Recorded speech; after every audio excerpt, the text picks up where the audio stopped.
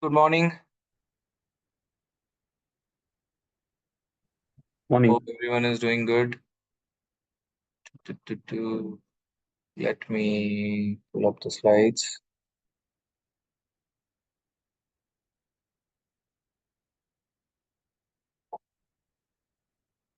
Anyone want to discuss something before we get into the subject?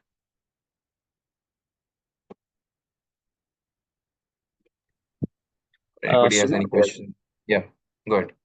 it's not technical, so I'm hearing like with my friends like who are working as data engineers. Mm-hmm, So mm-hmm. even they are like worried like if you are doing a data science course, can you expect directly to get into a role as a data scientist initially itself without doing something like data engineer or analytics, such kind of roles? You see, if you're learning data science, why you will get into data engineering roles? These are two Mhm. specific roles. Okay, they are quite different. Okay, so when you're Mhm. saying data engineering, you need to have a good knowledge around databases. You need to have a good knowledge on ETL tools. Okay, and you should Mhm. have a good knowledge on other BI tools Mhm. to some extent. So these are different tool technical technology stack, on which you have to get the skills, get the knowledge, right? But when it comes to data science, is altogether a different thing. Okay, so if you have a understanding about machine learning algorithms, deep learning algorithms, you know about statistics, why somebody will offer you data engineering job? But however, Mhm. if even if you are getting into a data science role, there could Mhm. be a scenario that you may do some task of data engineering for a while. Data Mhm. engineering, that too only ETL kind of a job where you have to go and extract the data from data sources, multiple data sources, process it, transform it, and do some basic analysis on top of it. And that is, I would say, the mandatory job for data scientist, right? So that's you have seen, right, when we talked about Chris Briam. So you have to understand the data, you have to pre-process the data, and then you have to start your analysis. So sometimes Mhm. what happen in some of the projects, this could be very heavy because there would be lots and lots of data. There would be a lot of data sources, right? You may Yep. have to source all that data in one single location and then join it, transform it, analyze it, reprocess it. All that thing will work. So that we call as a data engineering task. It is one of the tasks, but data engineering role is much more wide enough. Okay, so they have to even, for example, database setup. Even developing pipelines, automating those pipelines. All these things will be also part of data engineering role, which as a data scientist we are not supposed to do. Not supposed to do. Nobody will expect us to do. Okay, Okay. so there is a difference in the roles. So you need not to worry about you will get a data engineering role. Why? You will apply for data scientist role and you will go and sit for those interviews only, right? But once you join as a data scientist, probably in some of the project, the data engineering task could be heavy. When I'm saying data engineering, it's about data pre-processing. Yeah. That particular task could be heavy and you may end up, doing the same thing again and again. And people may say that, okay, and this happens in our company when we deploy a data scientist to any customer project. And customer first, they will ask like, okay, this is the data, now you go and do anything, build some solution. So he has to go and look at the database, um, fetch all that data again, clean that data, process that data, and that may take a lot of time. So few people in my team, they've been doing this work, for quite some time, and they say that, okay, I'm doing a data engineering task only. I'm not building any model, I'm not doing any advanced analytics. But that is required. If the data you will not prepare, as I mentioned, it's garbage in and garbage out, right? So that is mandatory. If you don't do it, then you can't do it any solutioning on top of it. So Yep. that be as a part of your job. But it's not something like, you have to do data engineering first and then only you will get data scientist. Nothing like that. Okay. Okay. Okay. Okay. Any other thing you want to discuss, guys?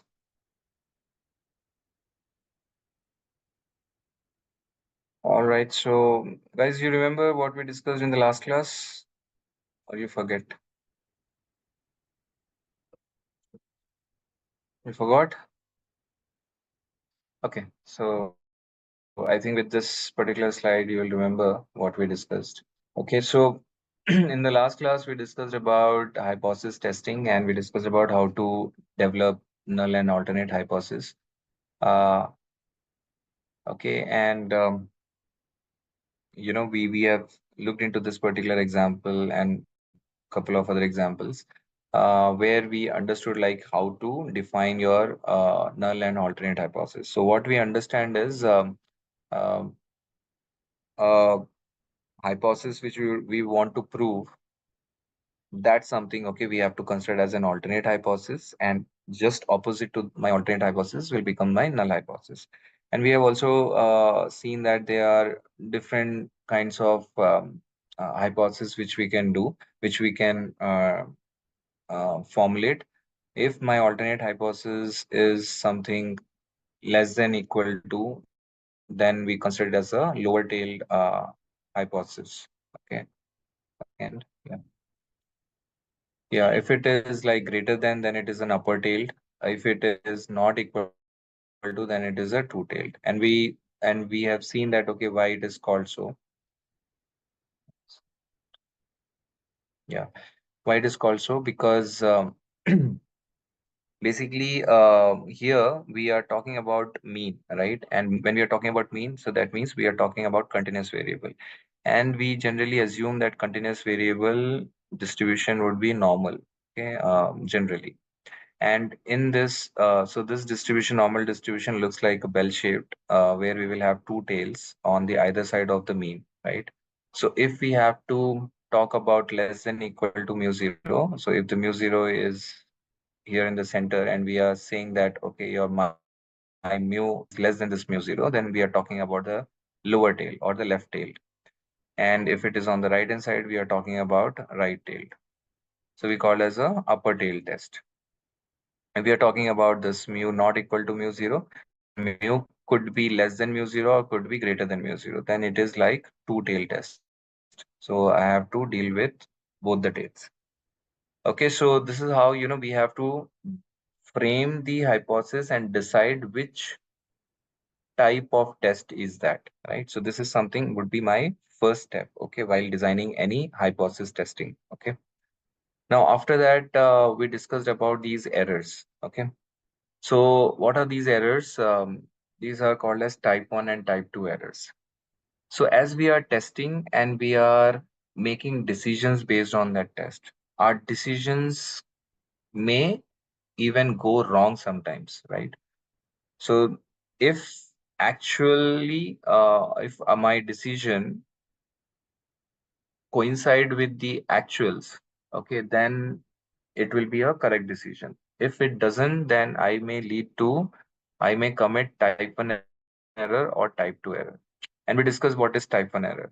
Type 1 error is if my null hypothesis is true in actual, okay, in reality, but I am rejecting the null hypothesis based on my hypothesis testing or based on my sample. Okay, then I am committing the type 1 error. If I am accepting the null hypothesis, but it is not true, then I am committing the type 2 error. And we have discussed like which error is more critical and why it is critical. So generally, type 1 error is considered as more critical than type 2 error. Now, we stopped here at this slide. Now, from here, we'll continue. Okay. Now, for performing this hypothesis testing, there are three approaches. One is like p-value, and we will talk about this p-value multiple times. Okay. It is very common, okay, in data science world, p-value. So we will see what is this p-value approach, and then we'll also talk about critical value and this confidence interval approach. Okay. we'll also discuss. And this is something we have already kind of touched upon. And based on that, we'll see that how that confidence interval we can use it for hypothesis testing. Okay. So I will, for one example, I'll talk about these three approaches, but after that, I will stick to only one approach because few people may get confused. So usually in the industry, we majorly follow this particular approach. But you should also be aware of these other two approaches also. So that's the reason in first example I'll cover this, but for other examples, we will generally go with p-value. Okay. Now, what is this p-value approach? Now, we talked about type 1 error. What is this type 1 error? So this type 1 error is nothing but the significance level alpha.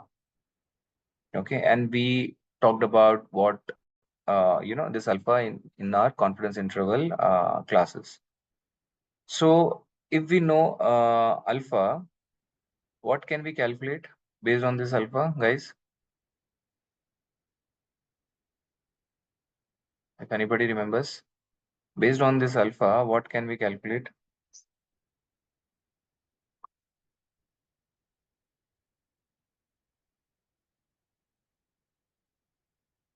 Anybody? Z value. Mm, no. Yes, alpha definitely z value, but there was one straight formula, right? Okay, so let me tell you. With this alpha, we can calculate confidence level, right? So what is the formula for confidence level? It is 1 minus alpha, right? If you remember, yes or no? So if I'm taking alpha as 5%, then my confidence level is 95%. So alpha is nothing but the kind of a risk, or in this case, it is a type 1 error.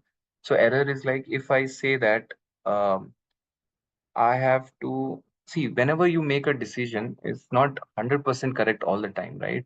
But you will make a decision wherever the chance of error is less. Definitely, there would be some error because it is humanly not possible, to go and take 100% accurate result. So if I am investing somewhere, okay, I can't say that I will definitely make profits, right? So you will have a confidence level, but definitely there would be certain chance of error. Error in the sense taking that wrong decision. So here the null hypothesis, let's suppose null hypothesis is that this particular investment will not grow. But based on my sample, based on my studied, I felt that okay, this will grow. So what I did is I rejected the null hypothesis and I considered that this particular investment will give me profit, it will grow. So I rejected the null hypothesis. I went with alternate hypothesis. But what happened? Ultimately, that investment didn't grow and I lost the money. Okay. So here the chance of error, though it was very low, and my confidence level was pretty high, there is a chance that, I may go wrong. So here also, when I'm making some hypothesis testing and making a decision, I want to make sure that my confidence level is high and my error should be low. Okay. Now, what will happen is if you keep your error, so if I again go back to this, if I want to keep my error very low, okay, I will not at all reject my null hypothesis. Okay. I can only reject my null hypothesis if I have a more confidence of rejecting that particular null hypothesis. Okay, take it in this way. I'll give an example. So, for example, let's take this scenario only of investment. Okay, I have to take a decision on which stock to in which stocks to invest. Okay, so I will make a hypothesis that whatever stock I'm selecting, I have to prove that, right? That stock will grow, okay, or that stock will come down. So accordingly, I will invest. Okay. So let's suppose my alternate hypothesis is that this stock will grow. Okay. Now I will, if I'm rejecting, okay, without doing further analysis or something, definitely there is a high chance of error, right? Without study, if I go and reject the null hypothesis, okay, so there is a high chance of failure. So what I will do is I will try to increase my confidence level by taking larger samples, or I will analyze it more. Okay, if my confidence level is increasing, automatically my chance of error will reduce, because that is the relationship between this alpha and the confidence level, right? If my confidence level increases, my alpha will reduce. Okay, and the sum of this alpha and confidence level is equal to 1. So if I have to reduce my error, then I have to increase my confidence level. Okay. Now that is the relationship between this, and the same, that particular logic we will use it, for accepting or rejecting these hypotheses. Now you may get a lot of questions, so we will address that. Okay, while taking one particular example, with that, you will understand, this whole phenomena. So, for example, now let's take now understand this particular aspect. Okay, in hypothesis testing, there are multiple different kinds of test. Okay, so first let me talk about that. We have a slide on that.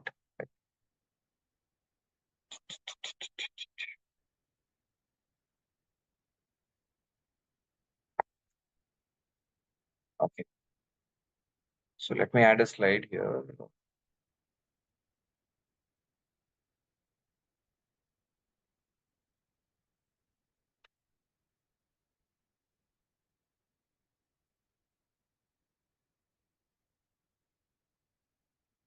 So see, we talked about population, right?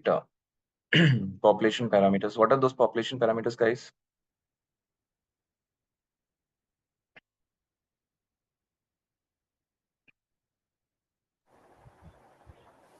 What are the population parameters?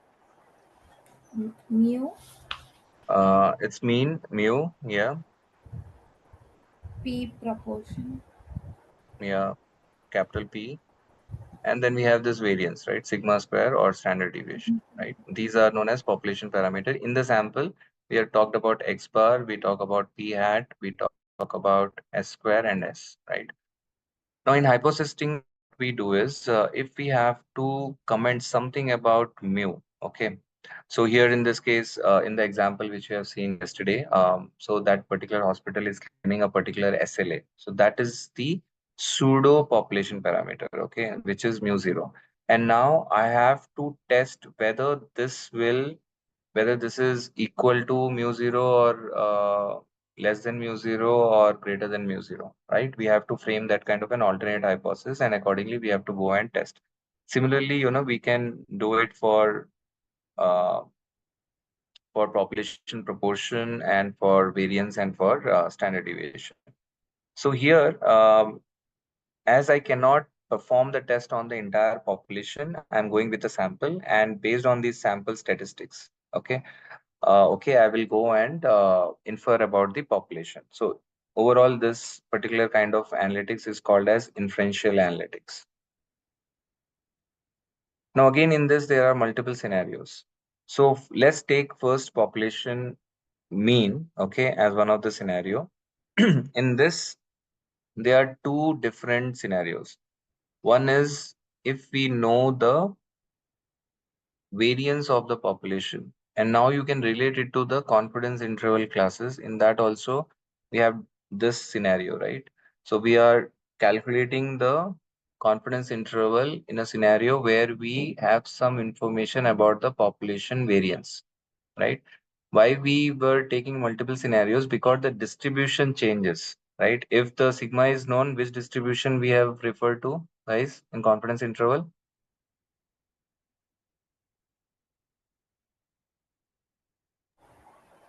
Z distribution, Z distribution. If not known, which distribution we have referred to? T distribution. T distribution. Very good. So Similarly, for hypothesis testing, we have to refer to the distribution. And with that distribution, why we use to calculate the probabilities. Yeah, that's what we discussed in the probability distribution. Now we will refer to this distribution and we calculate the probability, and that probability will compare with the alpha. Okay. Now that is something you need to understand. Now come to this particular slide now. Now I have some problem. Okay, I'm taking this problem only. Okay, which we have just discussed. Here my mu zero is, let's suppose 8. Okay, which is this particular problem, right? This particular problem. Here my mu zero is 8. This is mu zero. Okay, and this is my actual population parameter, which I don't know. So what I will do is I will replace this with my sample X bar. Okay, now here, now what I will do is I have a sample in which my mean is this X bar. Now what I'm doing is I'm assuming that my population will follow a normal distribution. Okay, if sigma is known to me, I will go and refer to this Z distribution, thinking that this population will follow a standard normal distribution if my sigma is known to. Okay. Now I'll go and refer to this Z distribution. And what this Z distribution does is, see, this is my hypothetical distribution of my population. This is hypothetical. I just know sigma. I don't know anything else. Okay. So here I will consider this Z distribution, and I will kind of infer about this population through this Z distribution. And we know that, okay, any normal distribution can be converted to a standard normal distribution by calculating the what Z score, right? If we have a Z score, then we can able to transform any population to a Z distribution. So for example, let's suppose this is my column X. I have all the values, and this particular column is having a certain mean, okay, and certain standard deviation, X bar and S. Now to convert this into a standard normal distribution, what is the feature of standard normal distribution, guys? What is the property of standard normal distribution? Mu is 1 and standard deviation is 0. Opposite. It's mu is 0 and standard deviation is equal to 1. Okay, that is a standard normal distribution. So to convert this distribution into a standard normal distribution, we will use this particular formula. So let's suppose this is my x1. So x1 minus the mean x bar divided by standard deviation will give me this z score. Now, whatever z score will come, now the mean of this particular distribution, the mean will be equal to 0 and standard deviation equal to 1. So that's how we can transform any data into a z distribution. And this we will refer during machine learning classes also, because this is one of the technique we use for feature engineering or scaling, for scaling purpose. Now come back to this. Okay, now this step by step clearly understand, and this is the same process, okay, which will follow for other hypothesis testing. If you get this, all other hypothesis testing things will be very clear to you. Now let's see. I have to infer about this population. Now this population, I am assuming, because this is the scenario, sigma is known. So if sigma is known, in statistics, people have said that go and refer to Z distribution. So I have a Z distribution here. Okay. So now at a particular point, okay, of this X bar, see what I have to prove is, now this guy is saying, okay, average is this mu zero, and he's like very much confident about this. He's saying that, okay, on an average, this particular hospital takes 8 minutes, okay, 8 minutes or less. Or somebody, that person, that manufacturing guy he was saying that, okay, on an average, this bottle contains 1000 ml of milk. Okay, so here we are defining this mu zero. Now, what I have to prove is whether actually this mu zero is not actual mean here. I want to prove that this mu zero is on the left hand side of this. Sorry, this is my actual mu now. This is in reality. In reality, let's suppose this is not 1000 ml, it is 900 ml or 1100 ml. So what is that scenario? Is this mu zero is falling on the left hand side or on the right hand side? Okay, that's something I have to prove. So here I have a population. I am assuming that it will follow a Z distribution, and I got a scenario. So this mu I don't know. So instead of that, I'm going with X bar. Okay, because I cannot calculate the population mean, and it is like hypothetical. So what I will do is I will take this X bar, okay, which is my sample mean, and I will calculate the Z score.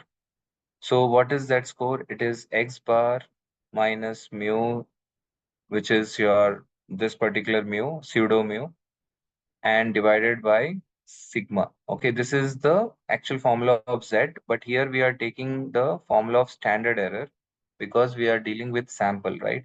So here, instead of sigma, we go with the standard error, which is equal to sigma by root n. And I hope you remember when we talked about margin of error. In the margin of error, this is the formula of standard error, right? So we take the standard of error, to calculate the Z score. So second step, just understand after formulating your hypothesis, calculate the Z score. So before calculating the Z score, first you have to decide whether you have to follow a Z distribution or a T distribution. If you have to follow a Z distribution, then you will calculate the Z score. Otherwise, you will calculate the T score. Now, this Z score and T score in statistics, we call it as test statistics. Okay. So note it down, guys. We are just at the step 2. Okay. So whatever we discussed, just forget it. Okay. The step 2 is to determine which distribution you need to refer to based on the problem. So if you are calculating, if you are making a test on the population mean, and if you know about the variance of the population, then you have to go and refer to the Z distribution. Okay, this is the first scenario. Now, once you frame your hypothesis, you will get to know that whether it is a lower tail test or whether it is a upper tail test, whether it is a two tail test, right? Based on the alternate hypothesis. If it is less than equal to, then it is a lower tail test. If it is greater than equal to, then it is a upper tail test. If it is a not equal to, then it is a two tail test, right? So now we are talking about lower tail test, for example, where I have to prove that this particular mu is less than equal to mu zero. Okay. Now, for that, a simple thing, simple logic is first I will go and calculate the Z score. This is my third step. This is my second step. Okay. Third step is I'll go and calculate the Z score. Okay. So whatever sample mean I calculated, so this is given. I can calculate through sample, right? This is something my pseudo mu, which these guys are claiming for. Okay. And that is also given to me. Okay. So this is also given. I know about sigma because it is known to me. Okay, that is the scenario I'm dealing with, and this is the sample size. So all these four parameters are given to me. I'll substitute that into this particular formula and I'll calculate the Z. So I'll take a pause here. Is this clear, guys? How to calculate Z? Any questions? So we are at a third step. Okay, so you first we formulated the hypothesis, we decided what tail test it is. Then we further explored the scenario. If this is the scenario where sigma is known, then I will decide the Z distribution. And if it is a Z distribution, I'll go and calculate the Z score, or we call as a test statistics. Okay, and the formula is this, which is sample mean minus this hypothetical mean divided by sigma by root n. Okay. Now, once you calculate this Z, now you will go and refer to this Z distribution. because this is a Z value. This Z value I will locate on this Z distribution. Okay. Now I know the property of this Z is that the mu will be equal to 0 and the standard deviation will be equal to 1. Okay. Now, whatever Z and the range of this Z would be somewhere -1 to +1. Okay. So, not sorry, some minus infinity to plus infinity. So, if the Z value is falling on this side, if it is negative, then it will fall on this side. Now, what I have to do is whatever Z value I got from the step 3, for that I need to go and find out the probability. Now, what the probability, and we have seen that in continuous distribution, the probability basically we calculate for a range of values, right? For the particular range.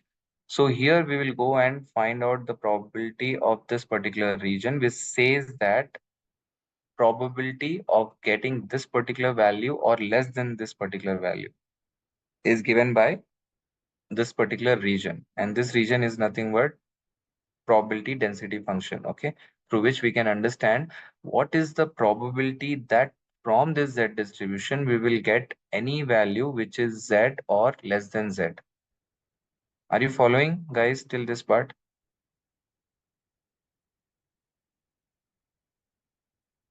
Or do you want one more time explanation?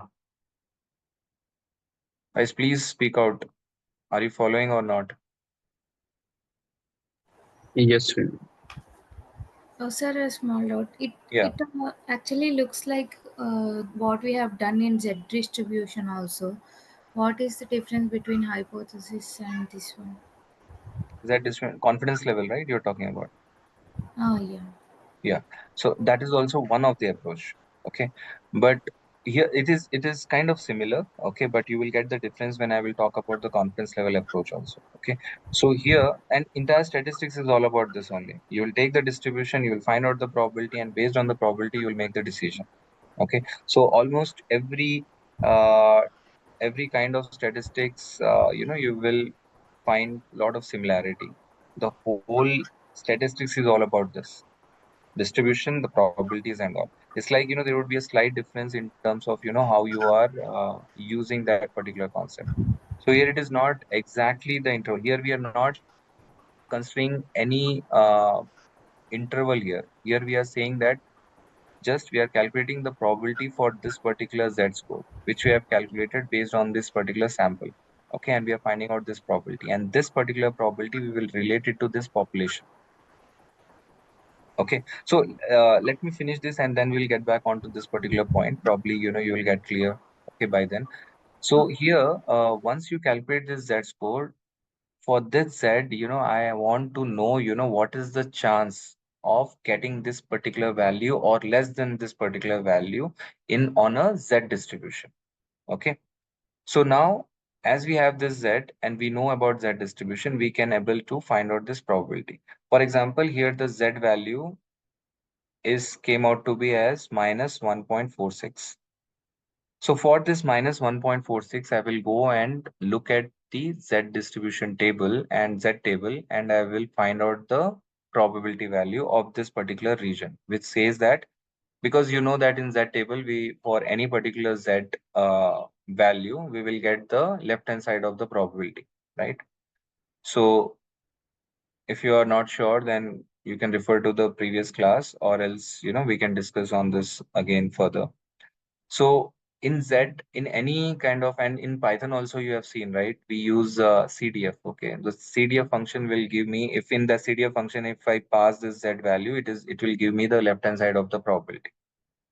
I'll tell you why we are taking this left hand side of the probability, because it is a lower tail test. Okay, that's the reason we will see for this particular Z value, you know, to uh, to get out in this particular distribution, what is the chance to get this Z value or less than this Z value? So now this P value, they are saying it is 0.072. Okay. So that means having a value less than Z or Z, the probability is 7%. Okay. Here, the type 1 error, the alpha, which I've considered is 10%. Okay. So what I'm saying, alpha means what is the chance of committing an error? Okay. That is here the risk is 10%. So here again in this any kind of a problem statement, alpha we have to define. We have to mention that okay, how much level of risk you can take, how much uh error you are okay with. Okay. If you don't want any error, then you always go with null hypothesis. Okay. If you are want to take a risk, okay, based on certain confidence level, you should go and reject the null hypothesis, right? So that's the whole thing. So here in this particular problem, okay, alpha is defined as 10%. And what I got it here through my calculation, I got a risk as the chance of error as 7%. Okay. Now we call this is as a p-value. Now fourth step is to calculate this p-value based on this z through the distribution. And the fifth step is you compare this p-value with your alpha value, which is set by the business. Okay. So for example, this investment problem only if I say that, okay, if you are my investment manager, I'll say that, okay, I'm fine, okay, with 10% error, okay, in your investment decision. Okay, so if I say I don't want to go and with any error, then he will go and invest in kind of a provident funds or PPF or fixed deposits where there is no chance of making any error because it is a risk-free investment. But if I ask him that person to invest in stocks or in equity, then definitely there would be an error. And then I will say that okay, make sure that whatever decision you are taking, there should not be an error. And I'm okay, if there is 2% if you go wrong or 5% you go wrong, okay, but 95% you have to be confident.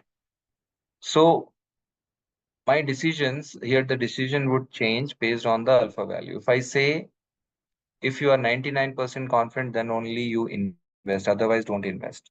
Then he will not invest. Okay, if I'm saying 99%. If I say if you are 90% confident, then you can go and invest. Then probably he may go and invest.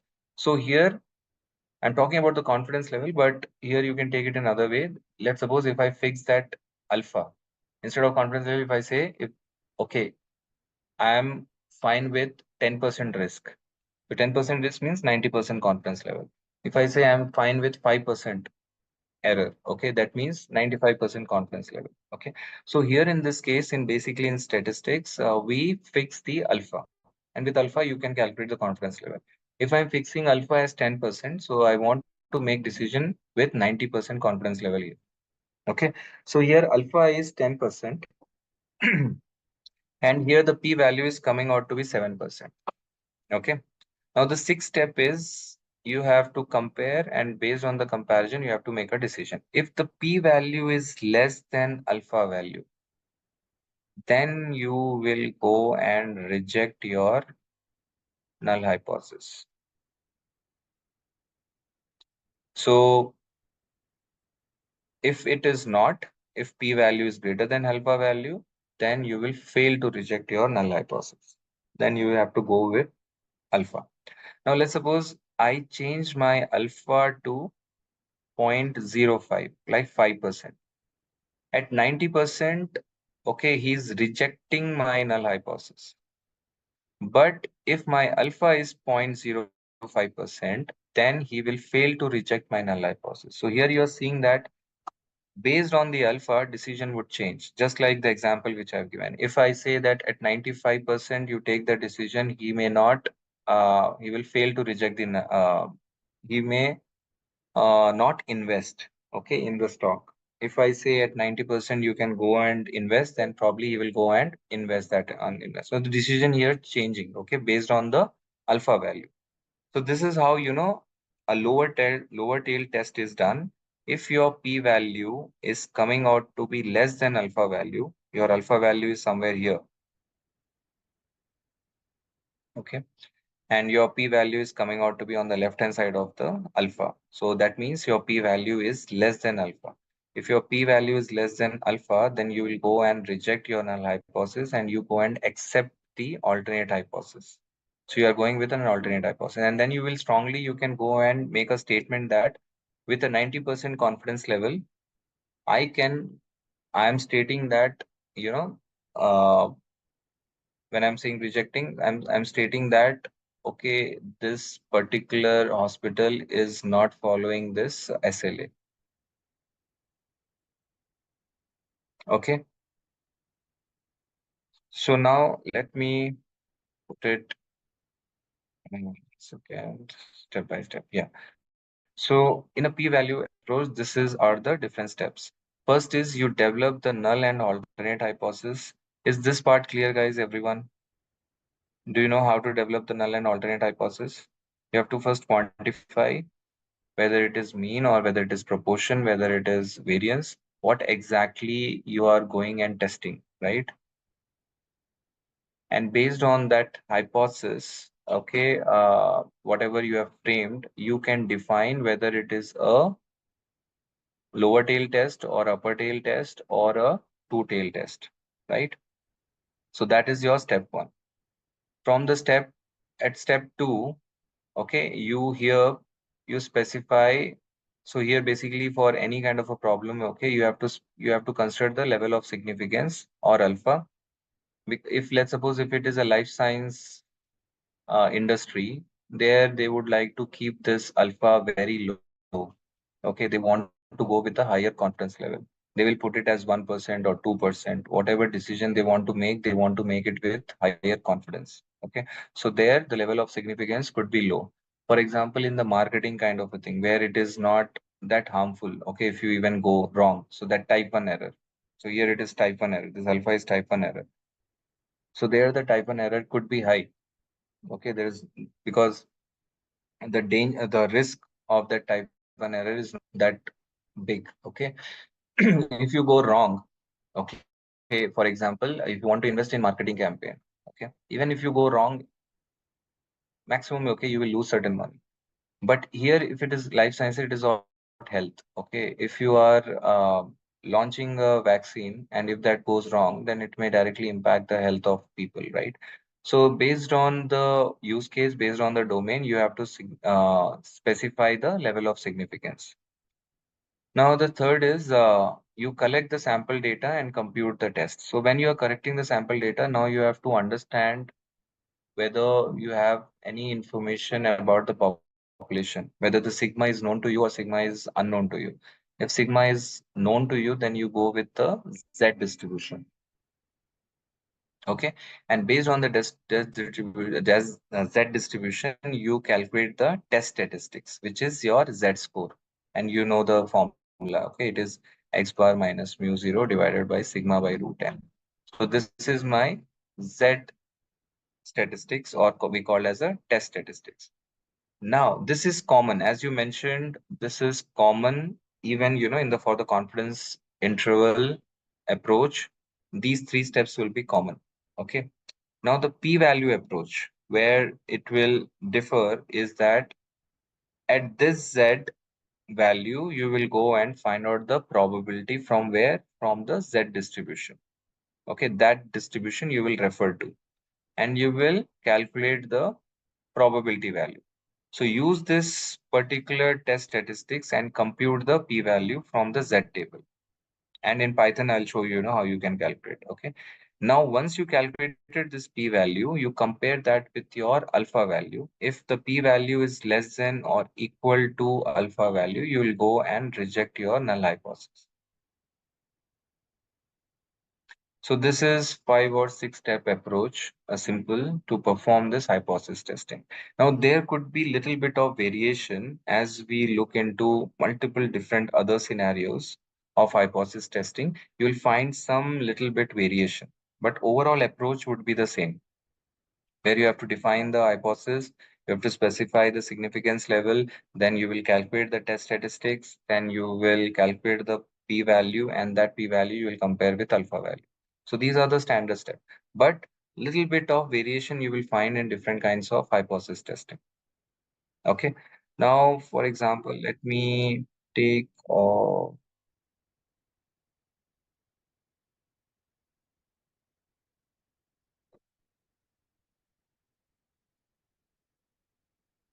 an example. So I'll just quickly check some example.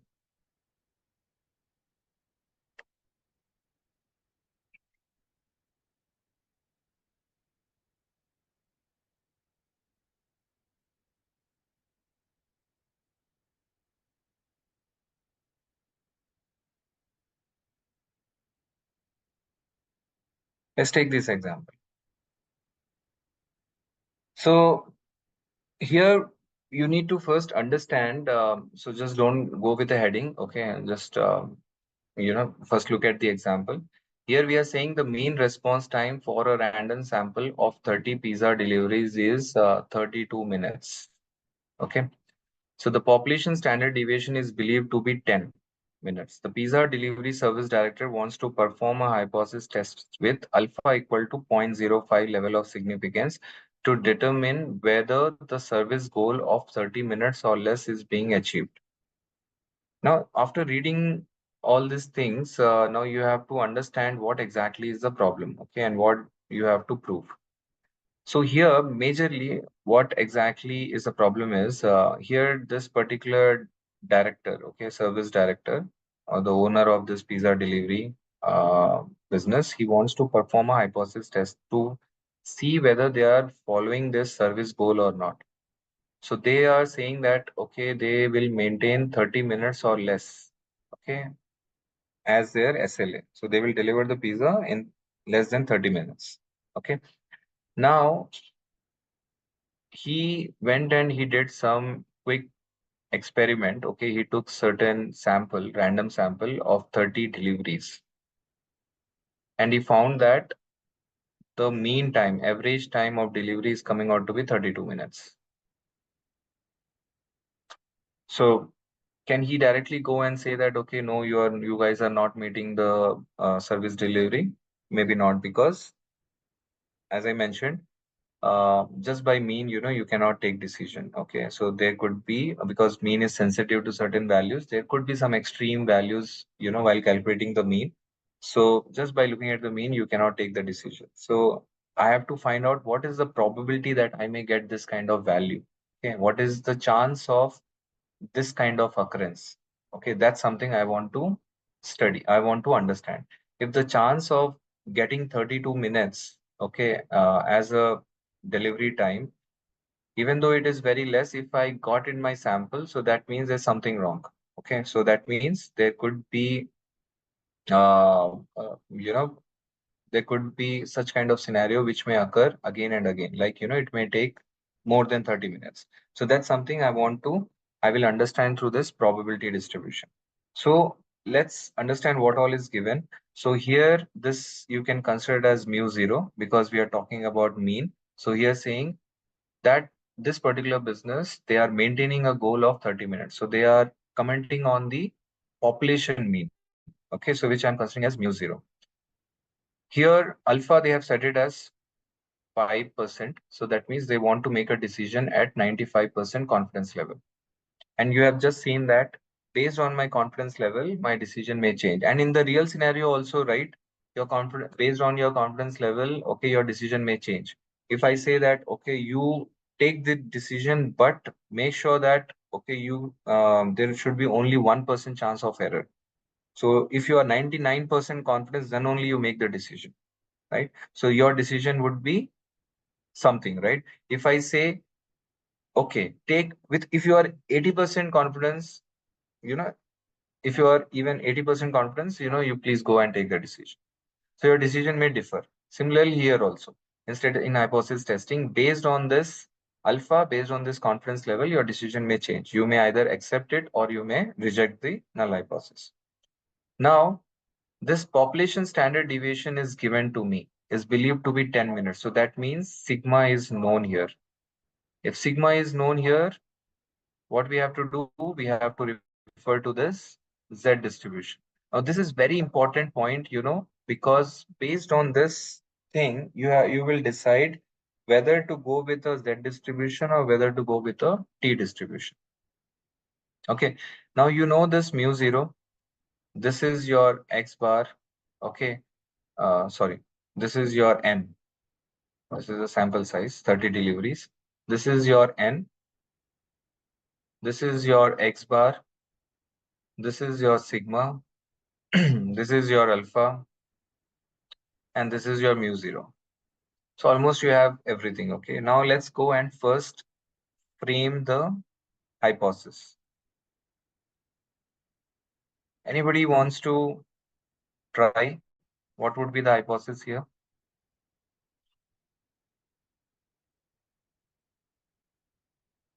In this experiment, in this test, what is the null hypothesis? What is the alternate hypothesis?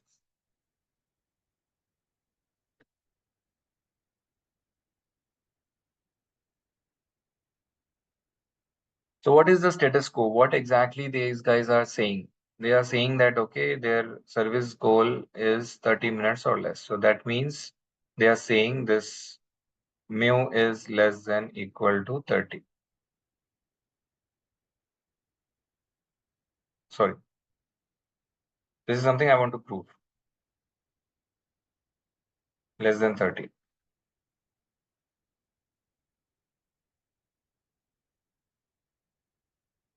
Okay. Yeah. So this is sorry, this is something, they are claiming. So this will become my status quo. So this is saying that this mu is less than equal to 30, right? And this, the opposite to this would be equal to something which I want to prove. So as a service director, what I want to prove? Where I want to prove them wrong. Okay, I want to, why we are testing, if everything is like perfectly fine, like if they are maintaining the 30 minutes or less, then I don't require this experiment, right? In the experiment, I just wanted to see whether they are making any mistake, okay, whether whatever they are saying, whether it is wrong or not. So that's something I'm interested for. So this will become my alternate hypothesis, and this will become my null hypothesis. So now based on this, I can decide which tail test it. So now it is greater than, I can decide now it is an upper tail test. Are you following, guys? Now I successfully able to define the hypothesis, and the same time I have able to find out which tail test it is. Now this is my second. Now third is like sigma is known to me. I know that now I have to go with the Z distribution. So what I will do, I will calculate the Z test statistics, which is Z test, which is equal to X bar minus mu zero divided by sigma by root n. So all these things are available. Yes, available. I have n, I have X bar, I have sigma, I have mu zero, right? All these things are given to me. I'll go and calculate the Z test. Now, what is the fourth step? I will go and find out the probability. Uh, I'll go and find out the probability, okay, at this Z score, right? So I will go and find out in the Z table at this particular Z value, what is my probability. Now that would become my P value. Now that P value I'll compare with this alpha. Is alpha given? Yes. If P value is less than alpha, then I will go and reject my null hypothesis. So these are the steps. Now let's see, for this particular problem, whether we should agree to whatever service goal they are committing for, or whether we should go and reject that. Okay. So all these things are given to me. I'll going with a p-value approach. I'll go and find out this alpha. Okay. Now this is my Z. So now Z is positive. So it is will fall on this side. It is 1.09. Now I have to find out this probability. What is the chance that this particular value will be greater than, this 1.09? Z value is greater than 1.9 is given by this particular region. Okay. Now that particular region is called as p-value here. Now this is known as upper tail test. Here I am interested on the right side of the tail because I have to prove this. I want to prove this. Okay. So now Z value is this. So we know, how to find out the right hand side of the tail. This we will discuss, okay, in detail once we get into Python. So P value is coming out to be 0.137. So this particular region out of, total area under the curve is point, how much? 137. Okay. Now what is my alpha here? Alpha is 0.1 or 0.05, right? So is this less than alpha? It's not. So p value is here greater than alpha. So if the p value is greater than alpha, then we will not reject the null hypothesis. We will accept the null hypothesis. And what is my null hypothesis here? Null hypothesis states that, okay, they are maintaining this particular service goal, which is we state that they are delivering the pizza in less than 30 minutes, in equal to and less than 30 minutes. So with 95% confidence level, I am saying that this pizza delivery services are maintaining the response time of 30 minutes. So, or else in more statistical language, what we say is there are not sufficient statistical evidences to infer that pizza delivery services is not meeting the response goal of 30 minutes. Not meeting means that mu is greater than 30, right? So this something we couldn't able to prove, okay, through our sample. So that's the reason we are saying whatever evidences we have collected in our sample, those are not sufficient. Okay, even you see that in the court, the judge will also talk in the similar language. Like they will say that as there is no sufficient evidences, hence I am releasing this particular person, or hence I am convicting this guy as a culprit. Okay, so it's all about the evidences. In statistics, it's again it's an evidence. What are those evidence? The sample which we are collected, right? In those whatever objects, whatever scenarios we have collected, those are nothing but the evidences. So based on that sample, we are saying that there are not sufficient statistical evidences to infer that this pizza delivery services, they are not meeting the response time of 30 minutes. Is it clear? Now you have seen two different things. One, you have seen the lower tail test in the initial example, and this is the upper tail test.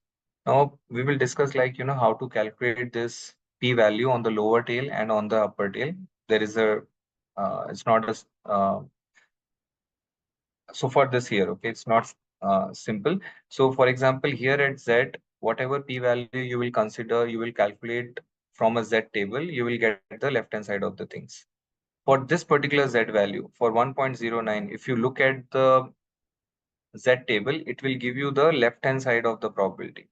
It will be more than somewhere, okay, more than 80%. Okay, so that would be your left-hand side of the area of the graph. Now you have to calculate this particular right-hand side. So what you have to do is whatever probability value you will find at this Z equal to 1.09, you have to subtract it from 1. Okay, so that is probability of 1.09. So you have to subtract from 1. So that would be your p-value for this case. Okay, this would be your p-value. So that's what we have done here.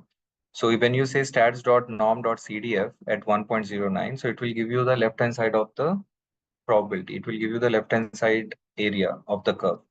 Now that you have to subtract from 1 because the entire area in the curve is equal to 1. So if you got this much area, okay, so then if you subtract from 1, then you will get this portion, right? This portion of the area.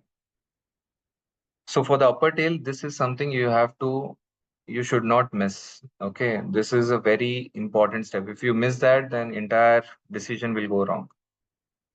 Okay, and that p-value you have to compare with this alpha.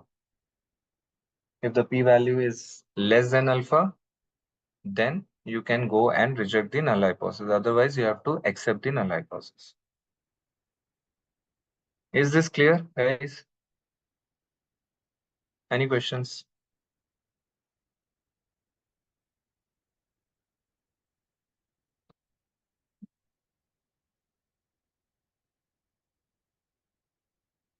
Guys, can't read your silence.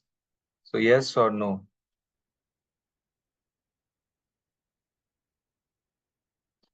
Okay, Saurabh says clear.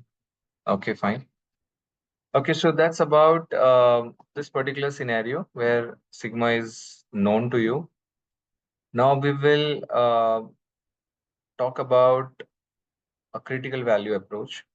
In critical value approach, again, there may be a chance that you may get confused. So if I'm just explaining you only for this example, after this, we will only talk about p-value.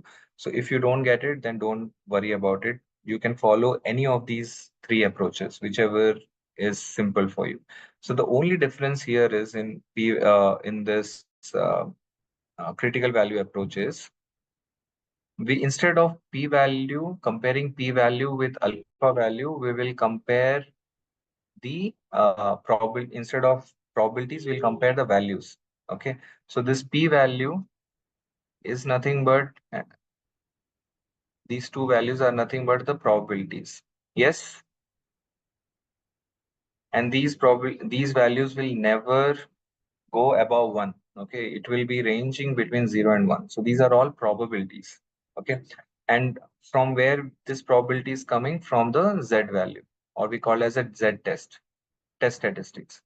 We are calculating this test statistics, and based on this test statistics, we are calculating this probability value, which is my probability. So this is known as p-value approach, where we are calculating the p-value based on the test statistics and then comparing with the alpha value. This is the other way approach. Okay, so here, as you know about the alpha value, with this alpha value, you calculate the z value known as z critical. How you can do it? Again, by referring to the z table. Okay, in the z table, you look out for this probability value and uh, find out the z value based on that probability. So instead of calculating the z test and calculating the probability, here what I will do is, if alpha is given, based on the alpha, I'll go and find out the z, that is z critical. So here also, if z test is less than my z critical, I will go and reject my null hypothesis. So here I am comparing the test statistics with the critical value. Here in this case, I am calculating the alpha value with p-value. So this particular approach is known as p-value approach. This particular approach is called as critical approach. That's the only difference, guys. You calculate the z-test and compare with the z-critical. So that is your critical value approach, or else you calculate the p-value based on this test statistics and compare with the alpha value. That is known as p-value approach. Okay. So that's what I said. Okay, if it is confusing, you just follow this particular approach. You take this path where you calculate the z-test, calculate the p-value, and then compare with this alpha value. Okay. So here, see. So it is a two-tailed test. It's two-tailed test. So two-tailed test we will discuss tomorrow. Guys, can we have class tomorrow?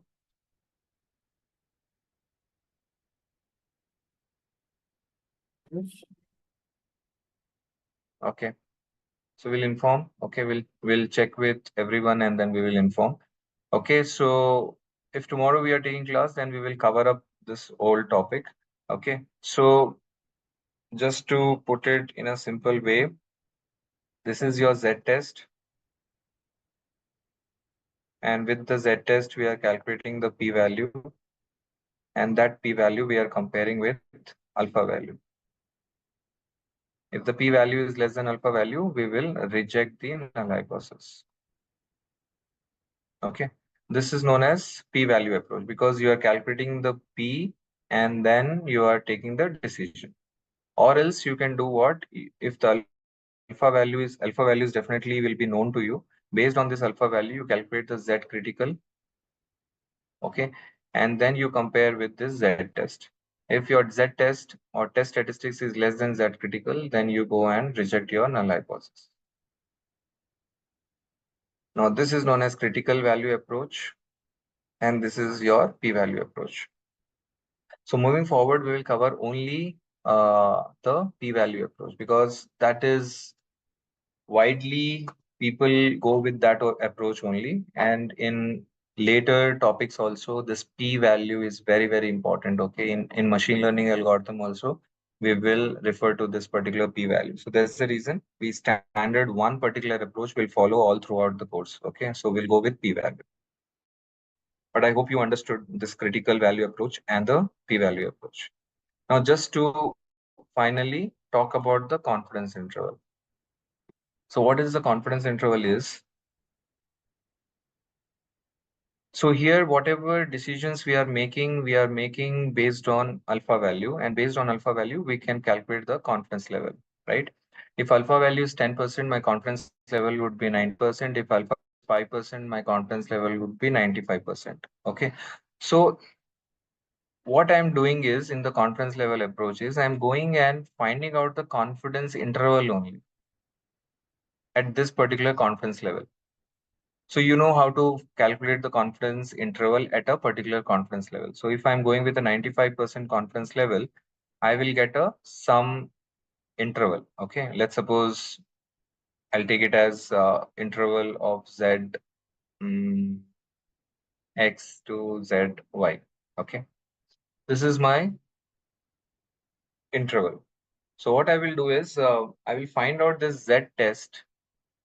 Okay, and see that whether it is falling outside the confidence interval.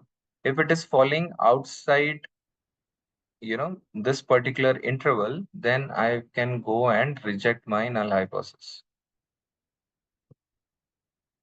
Okay, so it is at one shot. Okay, so even one tail, two tail test, and everything you can do it through this confidence interval. You calculate the confidence interval and see that, okay, whether that particular z test is falling inside the confidence interval or outside the confidence interval. Okay, and that is known as confidence interval approach. So if you see, almost they are very much similar. Okay, but there is slight variation in that. So in p value, we are calculating the probability based on the test statistics, and then we are comparing with the alpha value, and then we are taking the decision. In critical value, based on the alpha value, we are calculating the z critical, and that we are comparing with the test statistics, and then accordingly we are making a decision. In confidence interval approach, we are first constructing the confidence interval and then seeing that whether this z test is falling inside the confidence interval or outside the confidence interval. If it is falling outside the confidence interval, then we go and reject the null hypothesis. Okay, so these are the three approaches. So instead of, if I solve the problem with all these three approaches, then there is a high chance that you will get confused. So we will just consider one single approach, which is p-value approach for all the rest of the hypothesis testing problems. Okay. Now I'll take a pause. I'll stop here. Let me know anybody has any questions. So this is something you have to practice. Okay. It is not that complicated. It's not that difficult. It is only a 5-step or 6-step process. But if you practice this again and again, it will be very clear. And you will not face any challenge in terms of understanding this. It's just like, you have to understand every step in detail, why we are doing, why is it important. If you get that, then I think rest everything will be cakewalk for you. Is that okay? Or anybody has any question at any step? If you have any question that why we are doing this step, what is happening in this step, do let me know.